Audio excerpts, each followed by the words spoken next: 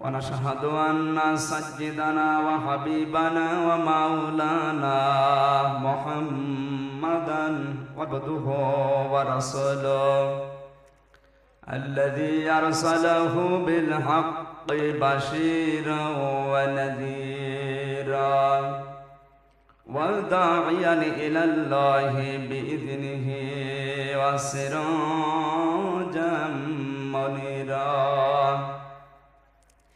فقد قال الله تعالى في كلامه المجيد وبرهانه التوحيد এবার জবান ছেড়ে পড়েন আউযু বিল্লাহি মিনাশ শাইতানির রাজীম বিসমিল্লাহির রহমানির রহিম قل تعالوا أتل ما حرم ربكم عليكم ألا تشركوا به شيئا ألا تشركوا به شيئا وبالوالدين إحسانا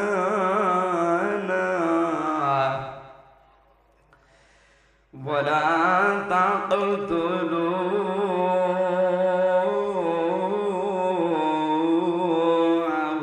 أولادكم من إملاق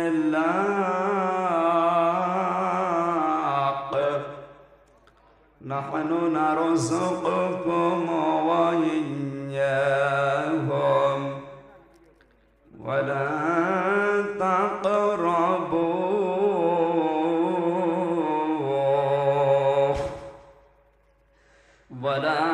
تقربوا الفواحش ما ظهر منها وما بطن ولا تقتلوا النفس التي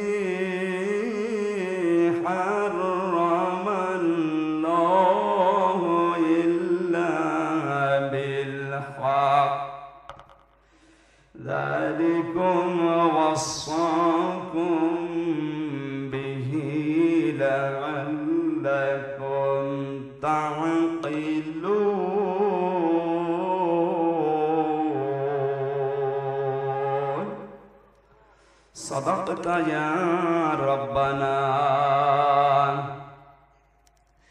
عن أبي هريرة رضي الله تعالى عنه قال قال النبي صلى الله عليه وسلم إذا كان أمراؤكم خياركم وأغنياؤكم سمحاءكم وأموركم شورى بينكم فظهر الأرض خير لكم من بطنها وإذا كان أمراؤكم شراركم وأغنياؤكم بخلاءكم وأموركم إلى نسائكم فبطن الأرض خير لكم من ظهرها رواه الترمذي إن الله وملائكته يصلون على النبي يا أيها الذين آمنوا صلوا عليه وسلموا تسليما اللهم صل على محمد وعلى آل محمد كما صليت على إبراهيم وعلى آل إبراهيم إنك حميد مجيد اللهم بارك على محمد وعلى آل محمد كما باركت على إبراهيم وعلى آل إبراهيم إنك ইন্নাকা হামিদুম মাজিদ। আলহামদুলিল্লাহ। বাংলাদেশের ঐতিহ্যবাহী জেলা ময়মনসিংহ ঈশ্বরগঞ্জ থানার অন্তর্গত সরাতি দক্ষিণ পাড়া বায়তুল আমান জামে মসজিদের উদ্যোগে এলাকাবাসী কর্তৃক প্রতিষ্ঠিত দ্বিতীয় বাৎসরিক 3 দিন ব্যাপী ঐতিহাসিক মহাবিশ্বের মহাবিশ্বর পবিত্র কোরআনে কারিমের এই মাহফিলের স্বনামধন্য সভাপতি, অত্র এলাকার সর্বজন শ্রদ্ধাভাজন ব্যক্তিত্ব, বিশিষ্ট সমাজসেবক, শিল্পপতি বড় ভাই জনাব এমদাদুল হামিদ, আতালাল্লাহু উমরাহু ওয়া বারাকাল্লাহু ফি হায়াতি। জোরে বলেন আমিন। আপনাদের সভাপতি আলাদা।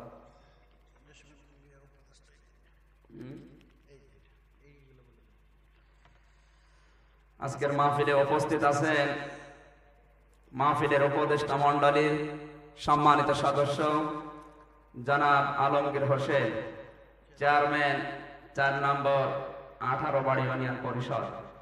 হায়াতে তাজ্জাবা সিহাতে কুল্লিয়া কামনা করছি, আল্লাহ যেন দান করেন। জোরে বলেন আমিন। উপস্থিত আছেন জনাব আব্দুর রহিম ভইয়া, বিশিষ্ট সমাজসেবক।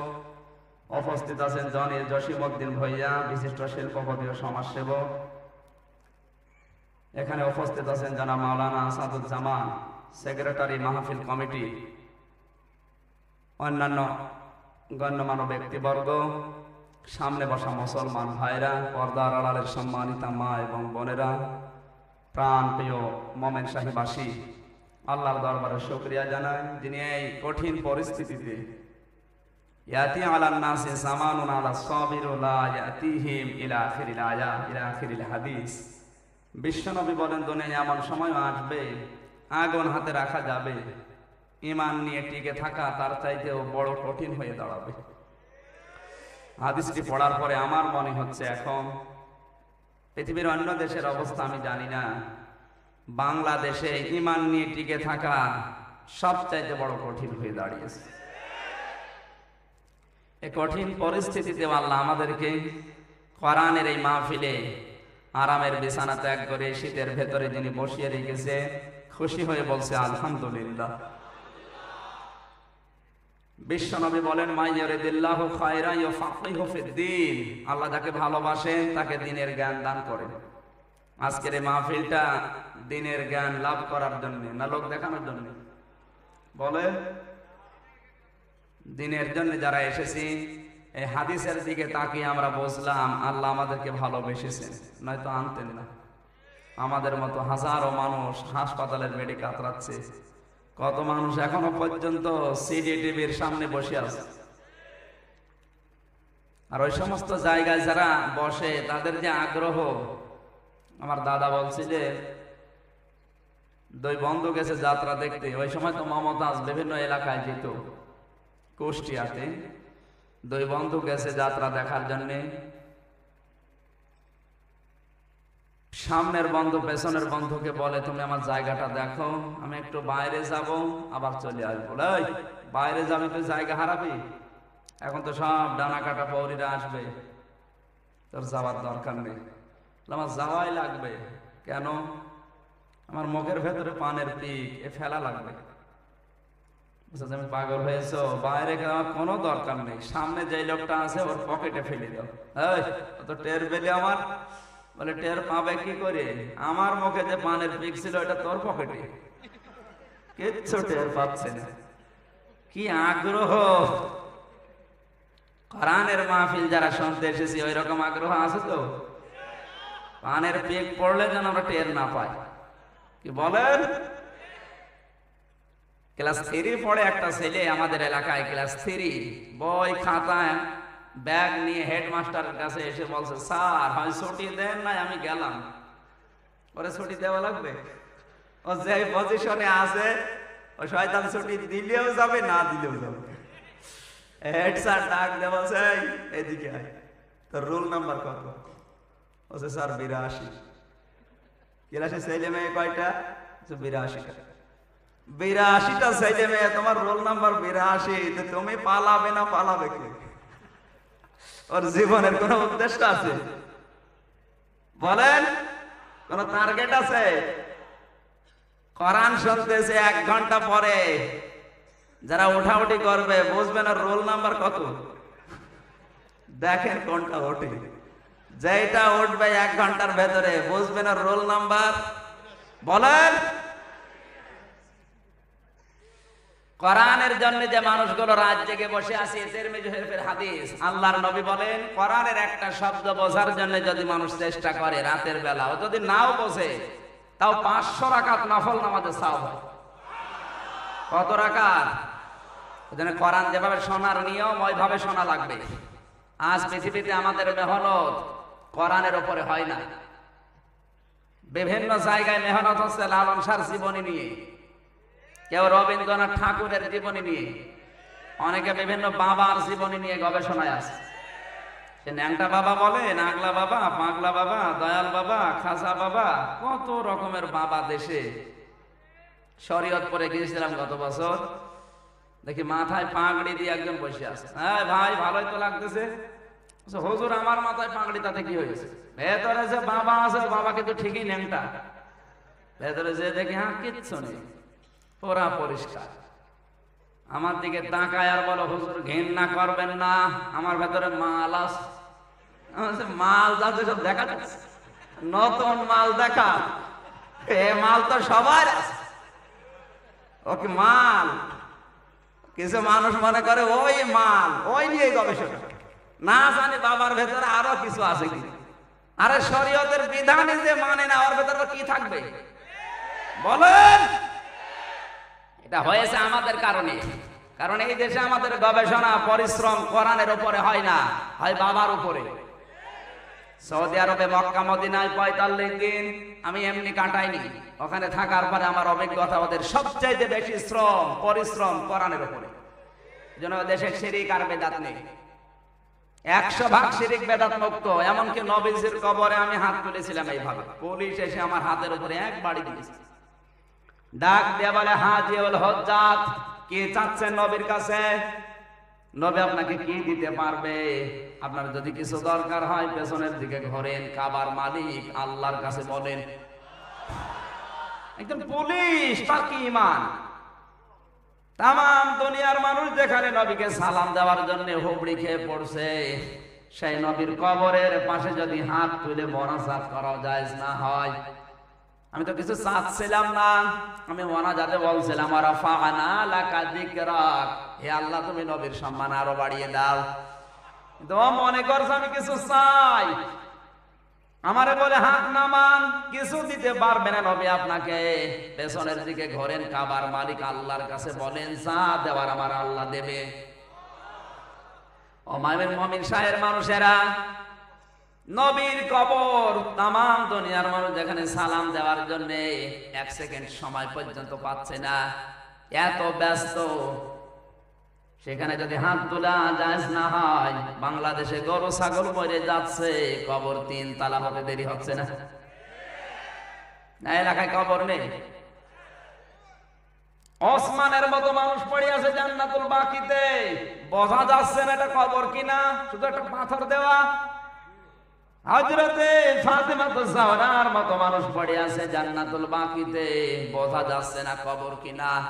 অথচ এই মানুষগুলো জিন্দা অবস্থায় দুনিয়ায় জান্নাতের গ্যারান্টি পেয়ে গেছে। কি মানুষ ছিল তারা, তাদের কবর বোঝা যায় না। আর এদেশে পায়খানা করে, উপরে ছাদ করে বলে পায়খানা শাহ রহমতুল্লাহ আলাইহি। এই ফরিদপুর থেকে বরিশাল পর্যন্ত যাওয়ার রাস্তায় কয়েকদিন আগে একটা মাজার গজিয়েছে, নাম দিয়েছে পায়খানা শাহ রহমতুল্লাহ আলাইহি। শয়তান যদি ওই সমস্ত জিনিস দেখে তা হাসবে না? এ কি, আমিও তো এত নিচে নামি না। পায়খানা করে বড় করে ওই জায়গায় একটা পিলার দিয়ে সাইনবোর্ড টাঙিয়ে দিয়েছে। এগুলো হওয়ার পেছনে কারণ একটাই, আমাদের ভেতরে কোরআন নেই, আমাদের গবেষণা চিন্তা ধারা কোরআনের উপরে নেই। বিশ্বনবী 15 বছর পর্যন্ত যেখানে ধ্যান করেছিলেন, আমরা মনে করি চোখ বন্ধ করে বসেছিলেন না। আল্লাহর নবী 15 বছর তিনি গবেষণায় ছিলেন। 15টা বছর তিনি গবেষণা করেছিলেন, আমার এই জাতি, আমার এই দেশ আমি বাঁচাবো কি করে।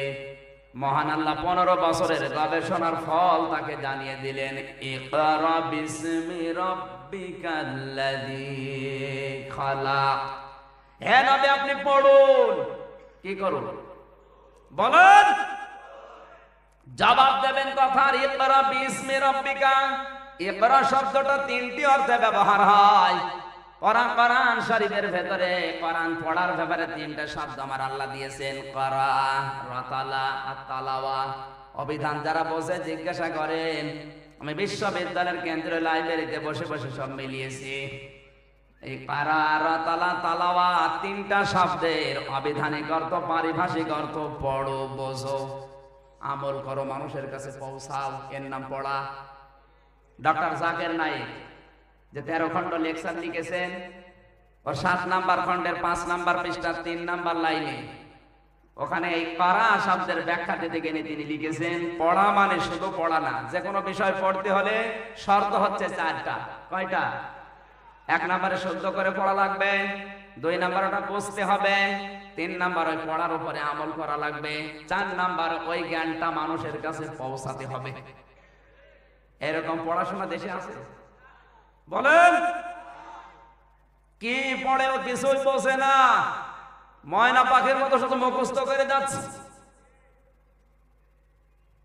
আল্লাহর নবীকে 15 বছরের গবেষণায় কেন আমার আল্লাহ ইকরা দিলেন? ইকরা শুধু দেন নাই, বিসমি রাব্বিকাল্লাযী খালাক। আপনি পড়তে চান, ওই আল্লাহর নামে পড়বেন যে আল্লাহ আপনাকে বানিয়েছে। সুবহানাল্লাহ বলতে পারেন না? দুঃখজনক হলেও সত্য, আজ বাংলাদেশে ক্লাস 1 থেকে মাস্টার্স পর্যন্ত একটা ছেলে পড়বে, সিলেবাসের ভেতরে কোনো একটা কোরআনের আয়াত নেই, একটা হাদিস নেই, নবীদের জীবনী নেই, সাহাবীদের কোনো আদর্শ নেই। বানিয়ে বলছি।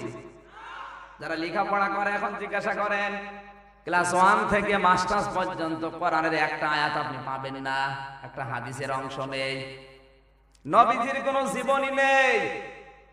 আল্লাহর নবীর এক একটা জীবন, এক একটা দিক আর বিভাগ, এক একটা দুনিয়ার মতো। ওয়া ইন্নাকা লাআলা খুলুকিন আযীম। সূরা কলমের 4 নাম্বার আয়াতে আল্লাহ আযীম শব্দটা দিয়েছেন। আযীম শব্দ আল্লাহ দুনিয়ায় কোনো নবীর নামের আগে পরে ব্যবহার করেন নাই। এই সিফাতি নামটা শুধু আমার নবীর জন্য আল্লাহ খাস করেছেন। হযরত ইসহাক নবীকে আল্লাহ একবার ডাক দিয়েছিলেন গোলামিন আলিম, আমার জ্ঞানী বান্দা। হযরত ইসমাঈল নবীকে আল্লাহ একবার ডাক দিয়েছেন গোলামিন হালিম, আমার সহনশীল বান্দা। আর বিশ্ব নবীকে আল্লাহ সবচাইতে বড় সিফাতি নামটা দিয়ে জানিয়েছেন গোলামিন খুলুকিন আযীম, আমার মহান বান্দা। এত বড় চরিত্র নবীকে আমি দিয়েছি।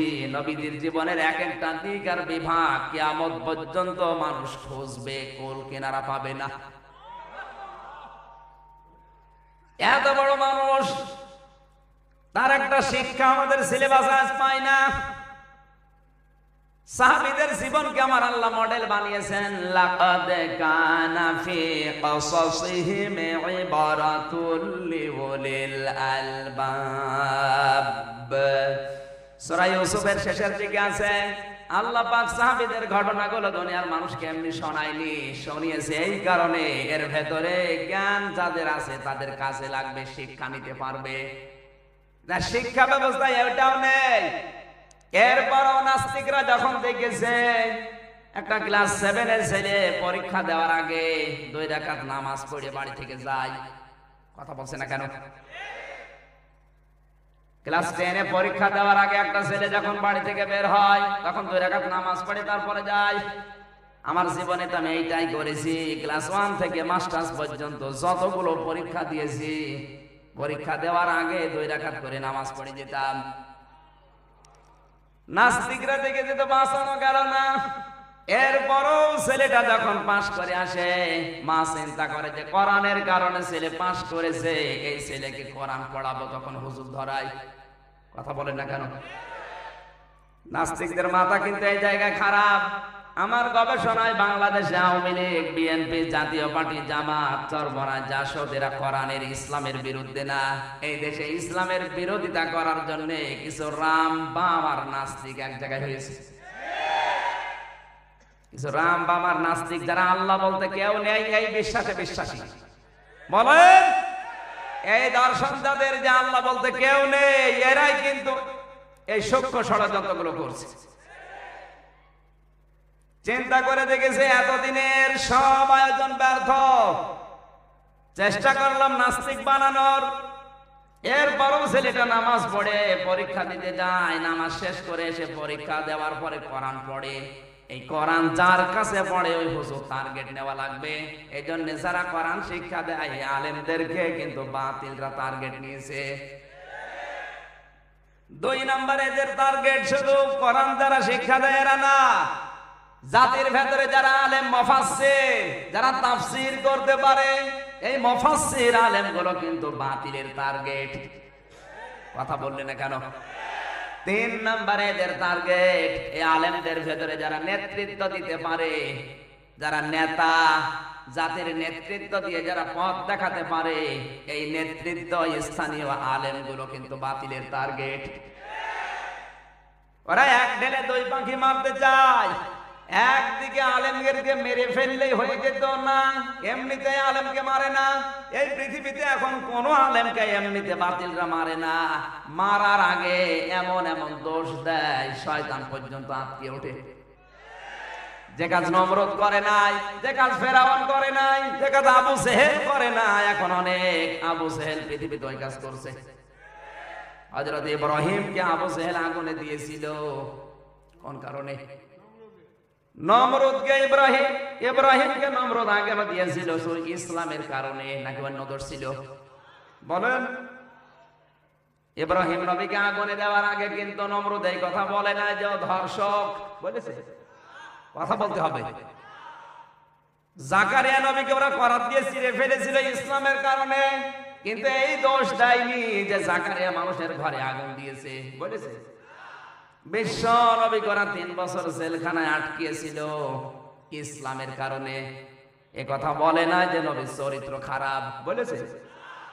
নবী জেনাকার। দাস পৃথিবীর দিকে তাকান, যারা আলেমদেরকে হত্যা করছে শুধু মেরেই ফেলে তা না, এমন এমন দোষ দিচ্ছে, মেরে ফেলার আগে ধর্ষক বানিয়ে ফাঁসি দিচ্ছে, মানুষের বাড়ি ঘরে আগুন লাগিয়েছে, জেনাকার, চরিত্র খারাপ, এরকম দোষ দিয়ে দুনিয়া থেকে বিদায় করে দিচ্ছে। একদিকে আলেম শূন্য হয়ে যাচ্ছে, 2 নম্বরে পৃথিবীর ময়দানে কান খানা করে তাকবীর দেওয়ার দরকার নেই। কথাগুলো আগে বলছে, ঠান্ডা মাথায় কথা বুঝবেন, তাকবীর দেওয়ার দরকার নেই। একদিকে নেতৃত্ব শীর্ণ হয়ে যাচ্ছে আলেম, 2 নম্বরে পরবর্তী প্রজন্ম 10-20 বছরের ভেতরে যারা আসবে ওরা আর কোরআনের কাছে, হাদিসের কাছে, আলেমের কাছে যাবে না। ওরা বলবে বড় হুজুর যদি ধর্ষক হয়, যে ছোটগুলো 2 নাম্বার। ওদের ষড়যন্ত্র কত সূক্ষ্ম, আপনাদের ছোট মেধায় ধরবে না, কারণ রাম বামার নাস্তিক যারা হয় ওদের মেধা খুব সূক্ষ্ম। আজ পৃথিবীতে আলেমদের নামে যে সমস্ত নামগুলো লাগিয়েছে কোন মুসলমান না, কোন মেধা থেকে তেতুল হুজুরের শব্দটা এসেছে? এ দুনিয়ায় জন্মানো পর্যন্ত আমি কোনোদিন শুনি না যে আলেমদের নামে তেতুল হুজুর দেওয়া লাগবে, কিন্তু এমন মেধা থেকে এই শব্দটা বের হয়েছে যে আল্লাহ বলতে কেউ নেই, বিশ্বাসে বিশ্বাসী। আমি বেশি বলে ফেললাম? তেতুল হুজুর এই শব্দটা নতুন না? বলেন। আগুন, সন্ত্রাসী, এ শব্দটা নতুন। এ সমস্ত শব্দগুলো যার তার ব্রেন থেকে আসে না, সূক্ষ্ম মেধা থেকে বের হয়। শুধু খাওয়ার ঘুমানো না, আর 24 ঘন্টায় টেনশনে আছে কি করা যায়। আর আমাদের চিন্তা ওসব নেই, আমরা শুধু খাই, ঘুমাই আর পায়খানা করি। কথা বলেন। এভাবে যদি 10 বছর 20 বছর চলতে থাকে, কোরআন আমার সামনে কসম করে বলছি, আল্লাহর নামে কসম করে বলছি, 10 বছরের ভেতরে আপনার সন্তান মাস্টার্স পরীক্ষা দিয়ে মদ খেয়ে বোতল আপনার কপালে ভাঙবে। আপনার মেয়ে মাস্টার্স পরীক্ষা দিয়ে এসে যারও সন্তান পেটে নিয়ে ঘুরবে, কিছু বলতেও পারবেন না। ওই সন্তান পেট থেকে জন্ম নিয়ে বড় হবে, বীরাঙ্গনা উপাধি পাবে। কথা বলছে না কেন? পৃথিবীর ইতিহাসে এটাই বলে। নবীজি গবেষণা করে 15 বছর পরে তিনি হেরা গুহায় নিজের চোখে দেখে আসলাম। গুহাটা 1 ঘন্টা 15 মিনিট সময় লেগেছিল আমার মতো মানুষের। ওখানে এখনো পর্যন্ত পাথরের উপরে খোদাই করে শব্দগুলো লেখা আছে, এই 5টা আয়াত। আল্লাহর নবীকে 15 বছরের গবেষণার ফসল আল্লাহ দিলেন। ইকরা, পরিবার সমাজ রাষ্ট্র পরিবর্তন করতে চান, পড়াশোনা করা লাগবে। আর বাংলাদেশে যারা পীর নামে দাবি করছে, বিভিন্ন জায়গায় বসে গবেষণায়, ওরা পড়াশোনা করবে, কারো পড়াশোনা বাদ দিয়ে দিচ্ছে। বলেন, বিদেশি মেহমান আসলে তাদের সাথে কথা বলা লাগবে কোন ভাষায়? বাংলাদেশে একটা পীর দেখান, ওর পেটে বম মারলে বলতে পারবে? পীর হয়ে বসে আছে। পৃথিবীতে যারা দায়িত্ব পালন করেছে তাকান তাদের দিকে। খলিফাতুল মুসলিমিন হযরত ওমর, তিনি ছিলেন গভর্নর, প্রধান বিচারপতি ছিলেন তিনি। প্রধান বিচারপতি আজ বাংলাদেশে একজন হিন্দু, এস.কে. সিনহা। ঠিক ঠিক করছেন, কোন লজ্জায়? দোষ তো ওর না, দোষ আমাদের। এস.কে. সিনহা ঢাকা বিশ্ববিদ্যালয় থেকে অনার্স মাস্টার্স করা আইনের উপরে। আপনি পারবেন? আপনি তো বারান্দায় যেতে পারেন না। হযরত আবু হুরায়রার জীবন নিয়ে ওয়াজ করছে সারা জীবন, আর কান্নাকাটি করছে, অথচ আবু হুরায়রা ছিলেন গভর্নর। বলেন, গভর্নর বলছেন কিচ্ছু নেই আমাদের হাতে। আল্লাহর নবীর দোহাই দিচ্ছেন, অথচ নবীজি ছিলেন সবচাইতে বিচক্ষণ মানুষ। সারা জীবন আমরা ওয়াজ শুনছি, হুদায়বিয়া এইরকম, হুদায়বিয়া এইরকম এইরকম, কিন্তু হুদায়বিয়া কাকে বলে কোনোদিন বুঝিও না, জানিও না। নিজের চোখে হুদায়বিয়া দেখে আসলাম। আল্লাহর নবী বিশ্ব নবী 1400 সাহাবী নিয়ে এসেছিলেন এই হুদায়বিয়ার ময়দানে। এখনো পর্যন্ত সেই বাবলা গাছ, সেই খেজুর গাছ এখনো আছে। তার পাশে একটা মসজিদ বানিয়েছে। আমি শুধু ওয়াজ করতে হবে এই জন্য করি না। 1-1.5 ঘন্টার আলোচনায় যদি 10টা মানুষ পরিবর্তন না হয়, ও সাথে আমি বলে করবো কি? ওর সাথে গান বলায় ভালো মমতাজের মতো ফাইটটা যায়, জোড়া দেওয়ার বুদ্ধি নেই। কি বলবো? আমার কাছে হুজুর গান জানে না। হুজুর কিন্তু ভার্সিটি পড়া জিনিস, সব কিছু আমার নখদর্পণে আছে। এই গান বলবো?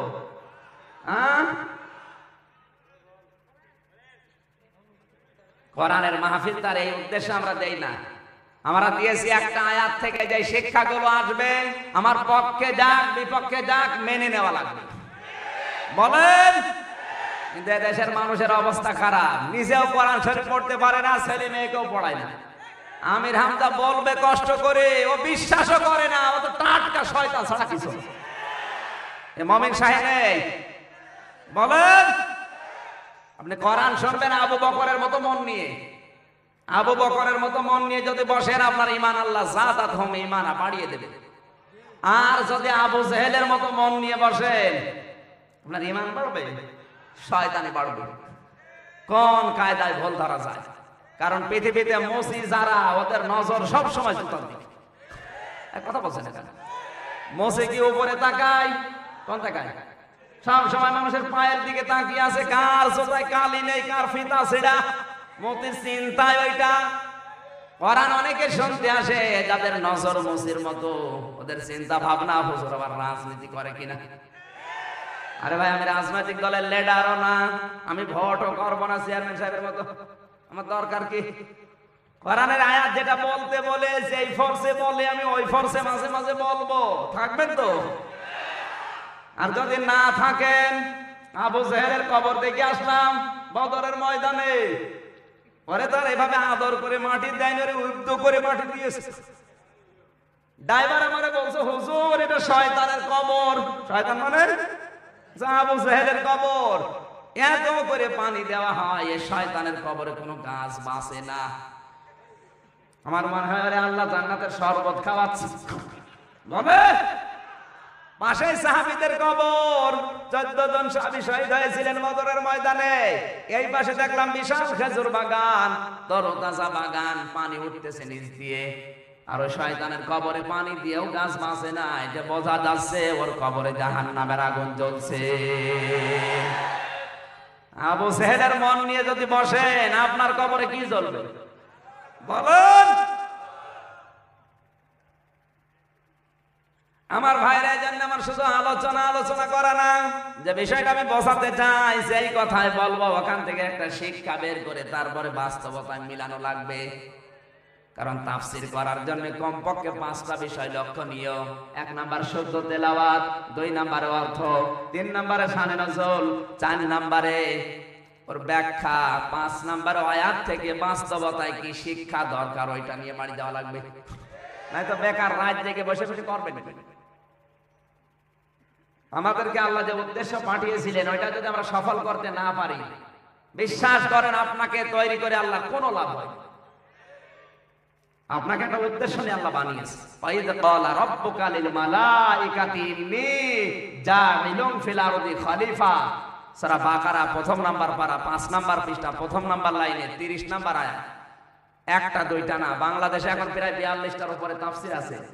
বিশ্ববিদ্যালয়, এমনকি মদিনা বিশ্ববিদ্যালয়ে যাওয়ার পরে আমি যতগুলো তাফসীর মিলিয়েছি, মসজিদে নববীতে উপরে লাইব্রেরি আছে, যতদিন সময় পেয়েছি যে যে তাফসীরের সাথে আয়াতটা মিলাতাম, প্রত্যেকটা মুফাসসির, আরবি বলেন, উর্দু বলেন, বাংলা বলেন, ইংরেজি বলেন, 4টা ভাষার মুফাসসির সব একমত, একই কথা দিয়েছে। প্রতিটি মুফাসসির লিখেছেন আল্লাহ বানিয়েছেন এই পৃথিবীতে আমাদের খলিফা। কি বানিয়েছে বলেন? আল্লাহ কিন্তু বলতে পারতেন আমি দুনিয়ায় মানুষ পাঠাবো, এ কথা বলেন নাই। আল্লাহ জানিয়েছেন আমি দুনিয়ায় খলিফা পাঠাবো। খলিফা কাকে বলে?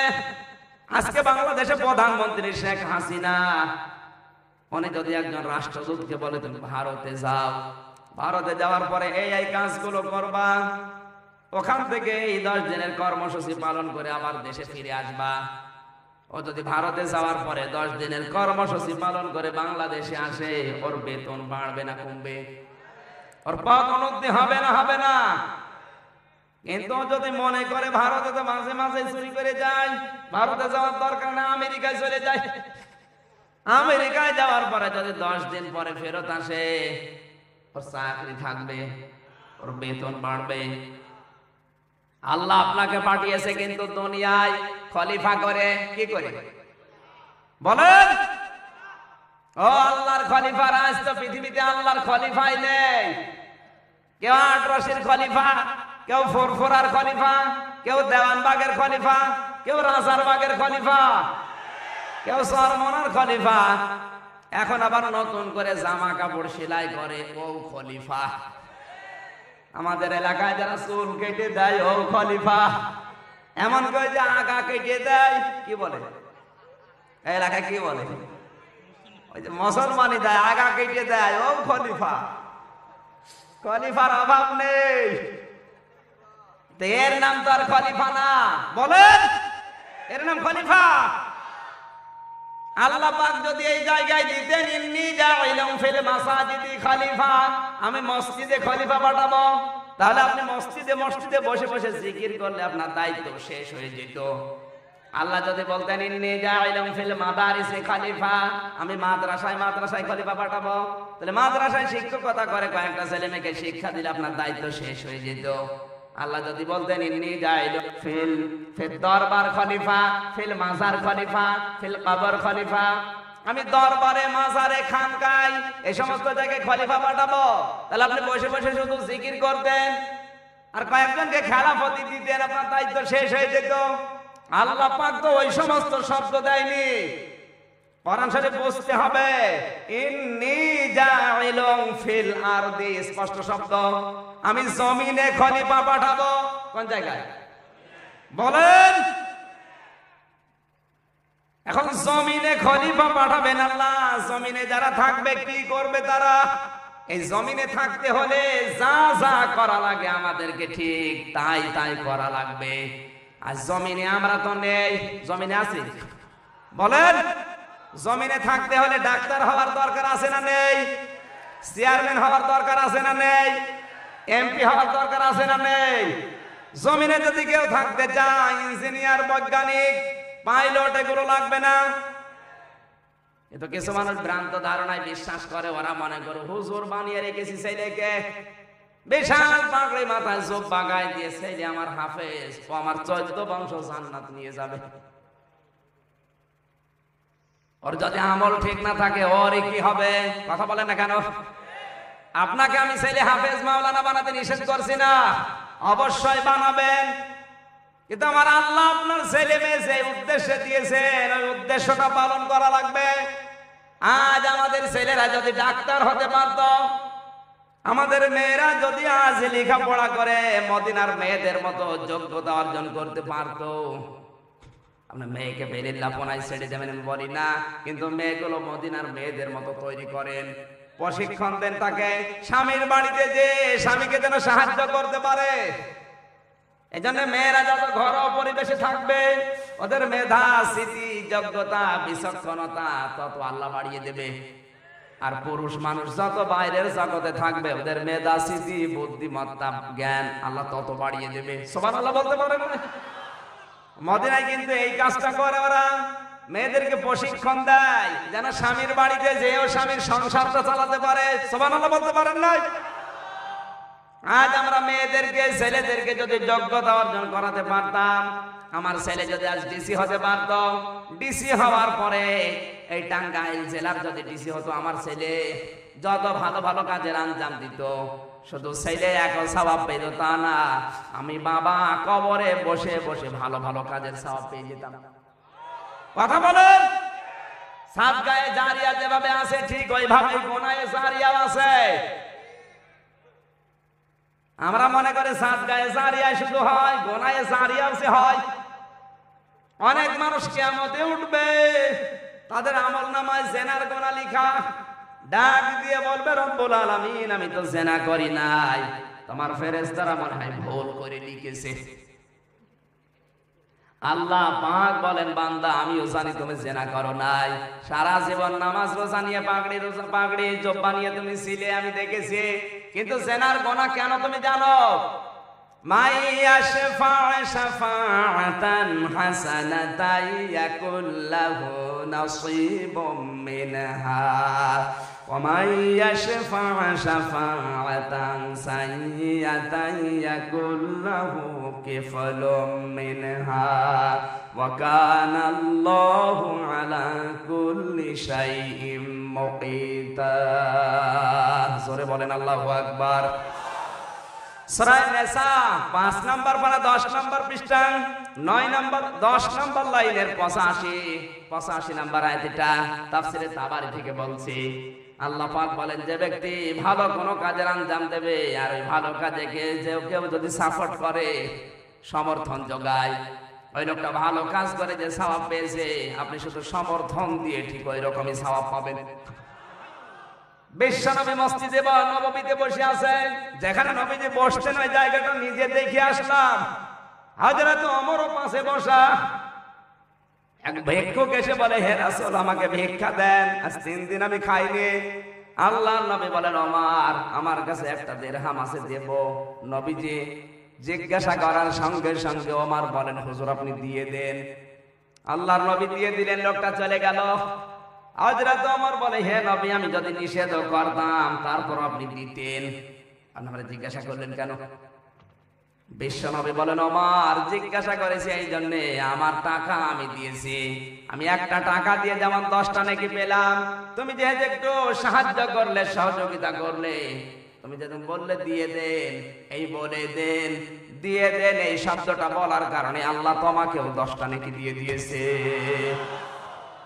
ও বান্দা তুমি কোনদিন জিনা করো না আমি জানি, কিন্তু এমন মানুষকে রায় দিয়েছিলে, এমন মানুষকে ভোট দিয়েছিলে, এমন মানুষকে সমর্থন জানিয়েছিলে, যে লোকটা ক্ষমতা পাওয়ার পরে মমতাজের কনসার্ট দিয়েছিল। ওই কনসার্টে যত অন্যায় অবৈধ কাজ হয়েছে,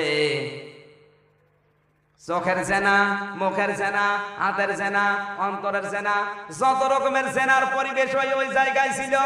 যেহেতু তোমার ভোট পেয়ে লোকটা মেম্বার, চেয়ারম্যান, এমপি হয়ে ক্ষমতা পেয়ে এই কাজের আঞ্জাম দিয়েছে, এই জন্য ওই জেনার গোনা তোমার আমল নামে আমি লিখে দিয়েছি। গত বছর ঠাকুরগাঁও মমতাজ এমন গান গেয়েছে, মহিলা প্যান্ডেল থেকে 2টা মেয়ের কাপড় খুঁজে পাওয়া যায়নি।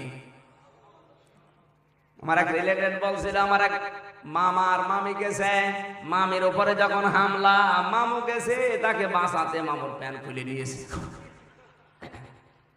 কেন এই গান বলেছে? এমন যৌন উন্মাদনামূলক উত্তেজনামূলক গান বলেছে, ঠিক থাকতে না পেরে মহিলা প্যান্ডেলে যুবকরা হামলা দিয়েছে। কথা বলছে না কেন? এই সমস্ত পরিবেশগুলো যারা তৈরি করে দিয়েছে, তুমি তাকে সমর্থন দিয়েছিলে, এই জন্য তোমার আমল নামায় ফিলাক্সি লোড হয়ে গোনাগুলো এসেছে। এইটাই সেই সেনার গোনা। তুমি তো সেনা করো না, আমিও জানি। এরকম গোনা তো আমাদের আমল নামায় নেই। আছে, চিন্তা ভাবনা করে মরবে। কিছু মানুষ বলবে রব্বুল আলামিন আমার আমল নামায় আমি তো হজের সওয়াব দেখি, কোনোদিন হজ করি নাই। আল্লাহ পাক বলেন, বান্দা আমি জানি তুমি হজ করো নাই, কিন্তু এমন একটা মানুষকে সমর্থন দিয়েছিলেন, রায় দিয়েছিলেন, সাপোর্ট দিয়েছিলেন, যে লোকটা ক্ষমতা পেয়ে হজে যাওয়ার ব্যবস্থাগুলো সহজ করে দিয়েছিল। আজ বাংলাদেশে হজের যে সিস্টেম, সহজ না কঠিন? কঠিন মানে কি? তাম পৃথিবীতে এরকম কঠিন কাজ আর কোন জায়গায়।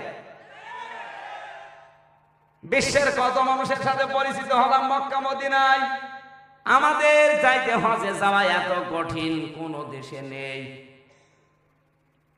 তুমি যদি এমন মানুষকে সাপোর্ট দিতে, যে লোকটা ক্ষমতা পেয়ে আল্লাহর এই ফরজ বিধান হজ এটা সহজ সাধ্য করে দিত, যত মানুষ হজ করেছিল ওর ক্ষমতার কারণে, তোমার আমল নামায় ফিলাক্সি লোড করে আল্লাহ সওয়াবগুলো পৌঁছিয়ে দিত।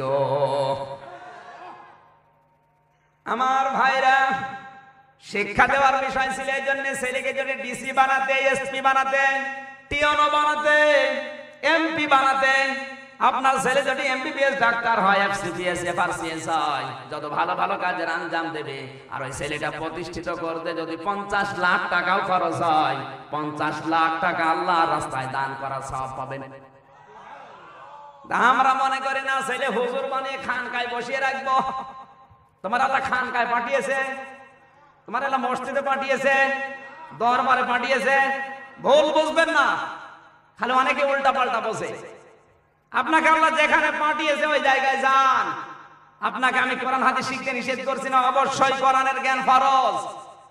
তালাবুল ইলমি ফরিদাতুন আলা কুল্লি মুসলিমিন ওয়া মুসলিমাতিন, প্রত্যেকটি নারী পুরুষের উপরে ইলমে দ্বীন শিক্ষা করা ফরজ।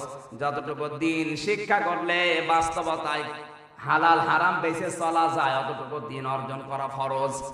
হাফেজ হওয়া ফরজ না, মাওলানা হওয়া ফরজ না। দ্বীনের জ্ঞান যতটুকু থাকলে হালাল হারাম বেঁচে দুনিয়ায় চলা যায়, অতটুকু জ্ঞান অর্জন করা কি বলেন? এরপরে ছেলেকে আপনি ডিসি বানান, এসপি বানান, চেয়ারম্যান বানান, কোনো অসুবিধা নেই, কারণ জমিন চালাতে আমাদের এগুলো দরকার। কথা বলছেন না কেন? আমরা যাতে এই সমস্ত মানুষগুলি কাজ তৈরি করতে না পারি, ওই জায়গাটা আজ দখল করবে রাম আর বামরা। এজন্য চিকিৎসা বিভাগের দিকে তাকান। আজ বাংলাদেশে ক্লিনিক থেকে শুরু করে সরকারি হাসপাতাল পর্যন্ত আমার মনে হয় এমন একটা ইঞ্চি জায়গা নেই যেখানে দুর্নীতি নেই। বেশি বলে ফেললাম। কেন নেই? এগুলো হচ্ছে এই কারণে, কারণ আমরা তো ওই জায়গায় যেতে পারি না। ওখানে যাচ্ছে সব রাম বামার নাস্তিক মুরতাদ। কথা বলেন না কেন? আপনার ছেলে যদি আজ এমবিবিএস ডাক্তার হতো, রাজশাহীর ডাক্তার ফাতেমা সিদ্দিকার মতো, ফরিদপুরের ডাক্তার শাহিন জর্দারের মতো, চট্টগ্রামের ডাক্তার আব্দুল মুমিনের মতো, ঢাকার ডাক্তার আব্দুল খালেকের মতো, এরকম ছেলে মেয়েগুলো যদি উপহার দিতে পারতেন, এই বিভাগটা, চিকিৎসা বিভাগটা দুর্নীতি মুক্ত করা সহজ হয়ে যেত। শুধু ওয়াজ করে আর জিকির করে এটা সম্ভব না, এটা জমিনে আসা লাগবে। বলেন, আজ কলেজ, বিশ্ববিদ্যালয়, স্কুল তাকান, বিশ্ববিদ্যালয়ের শিক্ষকের রুম থেকে মহিলার কণ্ঠের কান্নার আওয়াজ আসে। ভার্সিটির ছাত্রদের চরিত্রের কথা শুনলে মানুষ আজ নাচ শিক্ষায়। কেন শিক্ষাবে না? কারণ এদের চরিত্রের ছ নেই। আজ বিশ্ববিদ্যালয়ের শিক্ষক গুলো যদি ডক্টর ফয়জুল হকের মতো বানাতে পারতাম, ইসলামী বিশ্ববিদ্যালয়ে ডক্টর কামরুজ্জামানের মতো বানাতে পারতাম, রাজশাহী বিশ্ববিদ্যালয়ে ডক্টর ফজলুল হকের মতো বানাতে পারতাম, আল্লাহর কসম এই দেশের বিশ্ববিদ্যালয়গুলো হয়ে যেত ওমর বানানোর কারখানা। এক একটা বের হচ্ছে মাইকেল জ্যাকসন আর ডিপ জল হয়ে। এগুলো দোষ ওদের না, দোষ আমাদের। আমরা যে সমস্ত জায়গায় যেতে পারি না, আমরা আছি খানকায়, আমরা আছি দরবারে, আমরা আছি মাদ্রাসায়, আমরা আছি মসজিদে, আমরা আছি আগা কাটায়, এই সমস্ত জায়গা দখল করে বসে আছে। আর জমিন ফাঁকা পেয়েছে জালেমরা 180 মাইল বেগে চালাচ্ছে। কথা বলেন, আরো নিচে নামা লাগবে। এরপরও যদি কারো হুঁশ না আসে, উল্টা পাল্টা চিন্তা করেন, বুঝবেন ওর কপালে হেদায়েত নেই। আপনি একটা কথা ভুল প্রমাণ করেন তো করেন, একটা কথা যদি ভুল প্রমাণ করতে পারেন আমি জীবনে কথা বলবো না। আর যদি ভুল প্রমাণ না করতে পারেন আপনাকে মেনে নেওয়া লাগবে। একটা লোক নেই আপনার। আজ মিডিয়াগুলো আমাদের হাতে আছে, বলেন এই ছেলেটার উপর আমি এমনি রাগ করি না। আপনারা উল্টা বুঝেছেন, ও উল্টা বুঝেছে। আমার একটু চাপ আছে উপরের, এই জন্য আমি ভিডিওগুলো আর করি না, বাদ দিয়ে দিয়েছি। যখন আবার সময় আসবে আমি নিজেই ওরে ডেকে নেব। ওই আমাকে সর্বপ্রথম কুমিল্লার দাউদকান্দিতে মাহফিলগুলো ভিডিও করে ইন্টারনেটে দিয়ে আপনাদের কাছে নিয়ে এসেছি। আপনারা তো আমার চিনতেন না। আজ ইন্টারনেট, ফেসবুক, টিউবম্যাট, ইউটিউব, পত্রিকা, পেপার, মিডিয়া, প্রযুক্তি কিচ্ছু আমরা জানি না। আপনার ছেলে একটা কম্পিউটার চালাতে পারে না, রাম বামরা এগুলো চালিয়ে আমাদের 12টা বাজাচ্ছে। বলেন প্রযুক্তি অনেকে বলে হারাম হারাম হারাম, এই যে এগুলো সিডি করে দেখানো হচ্ছে মহিলাদের ভেতরে, এইটাও হারাম। এই ফটো অনেকে দিচ্ছে না, এই বলেন না কেন? প্রযুক্তির যে ব্যবহার, মিডিয়ার যে ব্যবহার, এটা সর্বপ্রথম বিশ্ব নবী মুহাম্মদ রাসূলুল্লাহ নিজে করেছিলেন। আল্লাহর নবী যেই পাহাড়ে বসে বসে প্রযুক্তির ব্যবহার করেছিলেন, ওই পাহাড়ে আমি নিজে উঠেছিলাম। সাফা পাহাড়ে নবুয়ত পাওয়ার পর একটা লাল কাপড় হাতে নিয়ে তিনি উড়িয়ে দিলেন। যারা জ্ঞানী মানুষ আছে ইসলামের ইতিহাসে, যারা কামেল পাশ করে তাদের জিজ্ঞাসা করেন, কামেলে এই সাবজেক্টটা পড়ায়। নবীজি নিজে লাল কাপড় উড়িয়ে দিলেন। ওই সময়ের প্রযুক্তি ছিল লাল কাপড়। কেউ বিপদে পড়লে মানুষজন বুঝতো যে ওই লোকটা বিপদে আছে। লাল কাপড় উড়িয়ে দিলে এমনিতে উত্তপ্ত এলাকা, মক্কা মদিনা কি উত্তপ্ত না? মরুভূমি উত্তপ্ত, গরম, দিনের বেলা মানুষ কম বের হয়। কিন্তু বিপদে পড়লে লাল কাপড় উড়িয়ে দিলে মানুষ বুঝতো না লোকটা বিপদে। সবাই আসতো পাহাড়ের পাদদেশে।